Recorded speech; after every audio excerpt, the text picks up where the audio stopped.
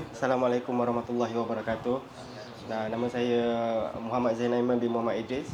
Jadi seperti mana Prof Irwan dah bagi tahu tadi, saya dan keluarga saya telah berhijrah ke tanah New Zealand.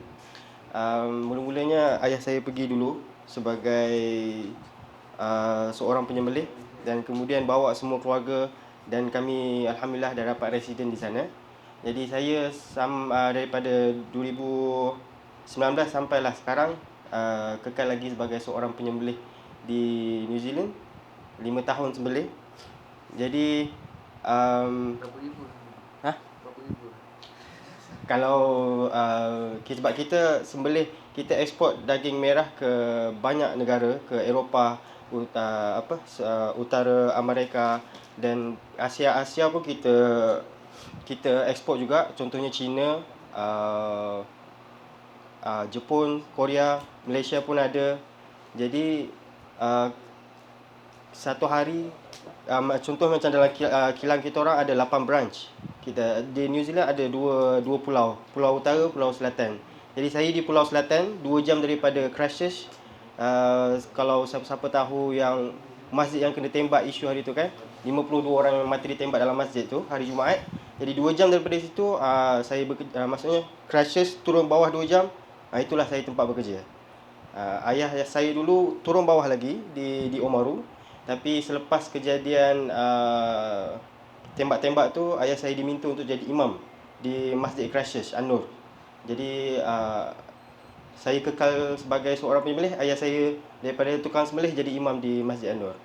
Satu hari, kalau tanya dalam kilang, sebab kita ekspor keluar negara, jadi kita proses dalam maksimum 7,000 satu hari. Itu untuk kilang saya.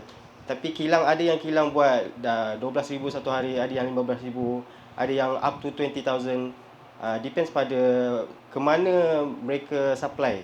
Ada kilang yang diambil untuk supply certain negara. Contohnya kilang ayah saya dulu, banyak JAKIM datang 2-3 kali untuk ambil daging kambing daripada kilang tu direct ke Malaysia. Jadi ada certain requirement yang kilang tu kena buat untuk melepasi itulah, daging tu nak masuk ke dalam Malaysia. Jadi macam saya punya kilang mostly pergi ke China, US, Dubai, dan Malaysia adalah certain sikit. So 7,000 kambing tu kita sembelih, kita gunakan konsep stunning. Stunning, kita pengsankan saja. Kita tak bunuh. Yang pakai pistol tu adalah apa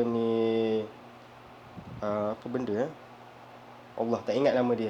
Tapi yang stunning ni adalah penggunaan air garam dengan voltage elektrik. Jadi ikut kebesaran dan kesesuaian untuk memengsankan kambing tu.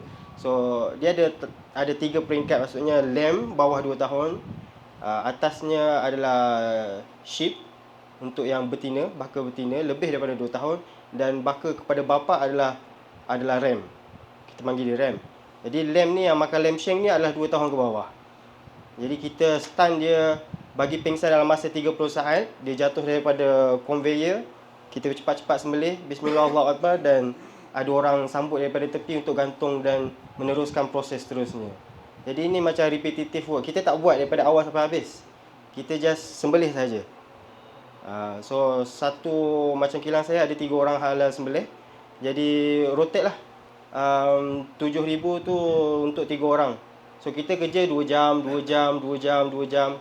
Office hour, Monday to Friday, 8 jam sehari. Kalau extra, bonus lah. Itu je lah.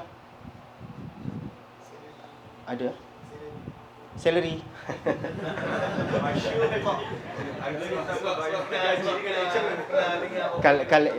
Macam lecturer lah. Lebih kurang lah.